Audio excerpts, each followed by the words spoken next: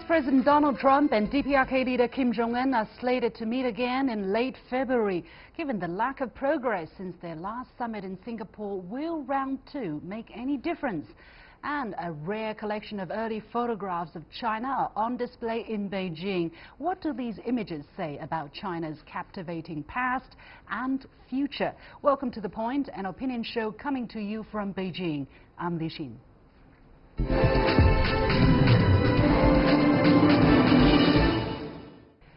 A second U.S. DPRK summit seems to be in the pipeline. Will it work? What to expect? The first summit between U.S. President Donald Trump and DPRK's leader Kim Jong Un was held in Singapore last June. The meeting concluded with a commitment from Kim to work toward complete denuclearization of the Korean Peninsula. But since then, negotiations appear to have stalled. The White House announced in January that President Trump would meet Kim again in late February. Trump tweeted that he is looking forward to the meeting, while Kim expressed great satisfaction after receiving a letter from Trump and reportedly was making good technical preparations. What can we expect from the second summit? What impact could it bring to the Korean Peninsula? As the DPRK is shifting its focus to economic development, can the second summit, if it really happens, make a difference? I'm joined in the studio by Professor Fan Jishe at the Chinese Academy of Social Sciences and Dr. Zhao Tong from Carnegie-Tsinghua Center for Global Policy. Gentlemen, welcome to the show. Now, it's been quite a while since the first summit, and a lot of things have changed. I think before we start the discussion, we need to remind people what was achieved during the first summit. For instance, both sides, the US and DPRK, commit to establish a new relation in accordance with the desire of people of the two countries, that they will join efforts to build a lasting and stable peace regime on the Korean Peninsula, that the DPRK commits to work towards complete denuclearization of the Korean Peninsula, and the two sides commit to recovering remains of POW MIA in the United States, including the immediate repatriation of those already identified. So very vague things. Did anything happen since last summit in any of these fronts? Professor Fan. I believe there's also some concrete moves taken by both sides. The most important part is that Pompeo has visited Pyongyang several times, and they want to exchange views, and they want to work on concrete moves to fulfill what he achieved in Singapore. So far, there's some very limited progress made, and the important message, the second part is that they want to have the second summit. I think that could be identified as a progress as well. Okay, so you're saying basically the atmosphere, the relationship between the two parties have improved since the first time, right? Because before the first summit happened, we saw this back and forth through the media. You were wrong, or I'm not going to the meeting, and last minute the meeting actually happened. Dr. Zhao, is that what we're seeing in relationship between the two sides? I think we all remember the fire and fury rhetoric last year. That was extremely, in 2017, that was extremely dangerous. Everyone was really worried, including senior American officials within the Department of Defense. They really worried about the real risk of a war, which can escalate quickly to the nuclear level, breaking out in this region, and that is all gone. No missile flying in the sky, no nuclear weapons being detonated underground. That is a huge improvement. On the ground, North Korea has taken some substantive measures, including making some modifications to the missile engine test stand at the Sohai facility.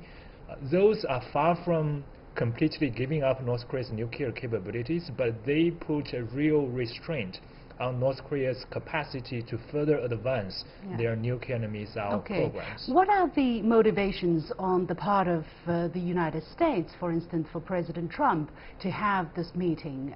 Has that changed? And what is the eagerness on the part of Chairman Kim?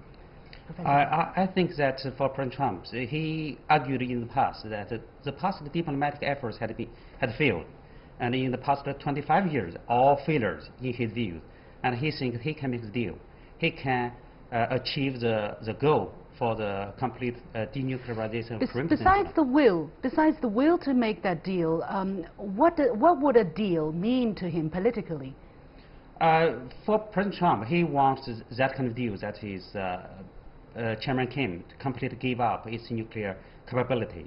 But for Chairman Kim, he wants to the new U.S. North Korean relationship, and also the long-lasting peace regime in the Korean Peninsula. So both sides have very different goals to achieve. But they all have a motivation to come closer again. This yes, is what and we're seeing. I think also they have take some measures, including for DPRK. They destroy the test sites, and they indicated that they can take some further move for the Yungbyon facility. And what's more, the interesting part is that both leaders exchange letters. They become pen pals. By exchange letters, they want to indicate that they want to move forward. Okay. So that's a very positive sign. Okay. What about the relationship between the DPRK and its southern neighbor, the Republic of Korea? What kind of momentum has been built there? Dr. Well, Zhao? I would argue the most progress has been made with regard to the inter-Korean relationship. President Moon visited Pyongyang. That was historic, and they reached a wide range of agreements, including military measures to build confidence between the two countries' armed forces. And we saw the guarding posts being withdrawn from the demilitarized zone. We saw the two countries setting up no-fly zones across their border and taking other measures to avoid military conflicts breaking out. Those are real efforts that diffuse the tensions and building trust. And also economically, they set up a liaison office at Kaesong Industrial Complex. They are taking measures to promote cooperation on forestry, environment protection, and also starting survey to reconnect their railroads and roads across the two so in Koreas. that front, the relationship is very conducive to more dialogue between United States and the DPRK. What about the domestic situation in the DPRK? For instance, I mentioned the resolve of the DPRK leadership to focus more on economic development. What are some of the domestic changes that point to a positive or negative atmosphere for the second summit? I believe that's very positive development in DPRK. I mean, domestically, they shifted their strategy. The Chairman Kim, his father, have the military first strategy. When he took power, he have the parallel strategy, but now he moved to economic first strategy. That is, he want to develop economy.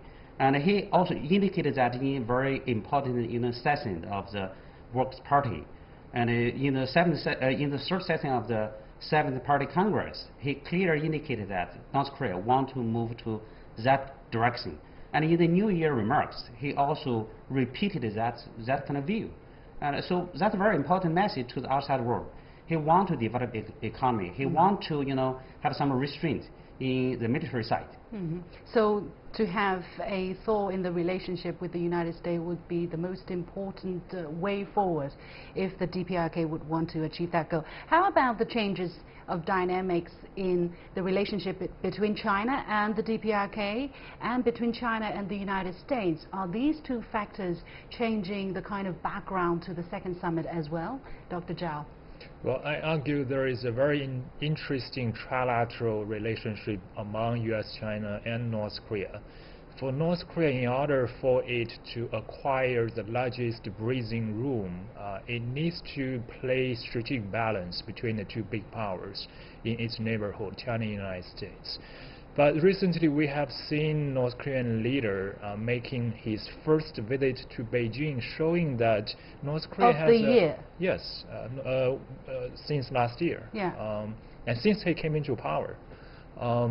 That shows North Korea now has a closer relationship with China to some extent than with the United States, or even with South Korea. That is interesting, which shows that North Korea really needs Chinese help in terms of economic development, in terms of obtaining negotiating leverage in upcoming U.S.-North Korea negotiations. So I think North Korea tries to show to the United States that now we have Chinese support, so it's your turn to make so-called corresponding measures and be more flexible in our future negotiations. Yeah.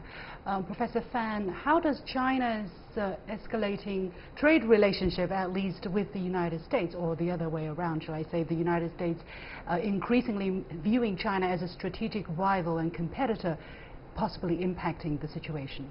Well, it could be divided into two directions. One direction is that, in Korean Peninsula nuclear challenge, the U.S. need help from China, and China could come to help, and China is willing to work with all parties concerned. So that could help to improve bilateral relationship. But the other part is that, the trilateral dynamic is getting somewhat tricky. In American side, because Chairman Kim had visited China 4 times, and some people read that kind of visit negatively. They think that the Chairman Kim come to China with China help. He can, he can take a very tough position in denuclearization. I do not agree with that kind of viewpoint. I think that when Chairman Kim come to China, he can get some support from China side, and then he can come to meet with Donald Trump, President Trump, with the confidence that he can make further development, further progress in denuclearization and to improve bilateral relationship with the United States. So it's a two-way street. What does that mean for China? What kind of role can China play? On the one hand, the United States is increasingly hostile towards China, at least in some fronts, and on the other hand, the DPRK coming closer to China. Where does that put China in this whole dynamic? Again, Professor Fan. Well, as I mentioned earlier on, that it's somewhat tricky. Actually, there are two sets of topics, two sets of issues, and one part is trade dispute between China and the United States. It takes time to work it out. Now, there are some ongoing negotiations over what kind of deal we can achieve. And on the other hand, nuclear issue in Korean Peninsula is a regional challenge. Now, all party concerns should work together. So some people try to build up the linkage between the different sets of issues, but I tend to believe that they are separate ones. Okay, Dr. Zhao? Well, I still believe it is up to the two main players, U.S. and North Korea, to talk through their disagreements over North Korea's nuclear program, what concessions each side can offer. For China, it continues need to play this role of a mediator, providing opportunities for the two sides to conduct more in-depth communications exchanges, maybe including providing logistical support for North Korea to go to maybe Vietnam to meet with the North American counterpart. Yeah. Well, one last question before I wrap up. Very briefly, Professor Fan, seeing the progress, limited progress or lack of progress so far over the past many years, what possibility do you think people should consider as a different approach, as a softer approach to resolving this issue in your view? Traditionally, as we can see in the last year and early this year, some people are talking about how to denuclearize the Korean Peninsula. Usually the traditional approach is that you need to have a roadmap and you need to have a timetable. And some people mention the Libya model. Some people mention about the South African model, and even some Iraqi model. That's a better one. But for the case of Korean Peninsula, we need to be bold, to be creative. That is, they could have a Trump model. The Trump model is you can do it in on your way. That is to make progress in political front and then move forward in a parallel way in denuclearization. Okay. Well, very interesting ideas. We need to have another discussion to talk about the details. Many thanks to my two guests in the studio, Professor Fan Jishe from the Chinese Academy of Social Sciences and Dr. Zhao Tong from the Carnegie-Tsinghua Center for Global Policy. We'll take a short break, and when we come back, China's spellbinding past comes to life via a rare collection of early photographs on display in Beijing. What's the story behind the collection, and what stories do the images have to share? Stay with us.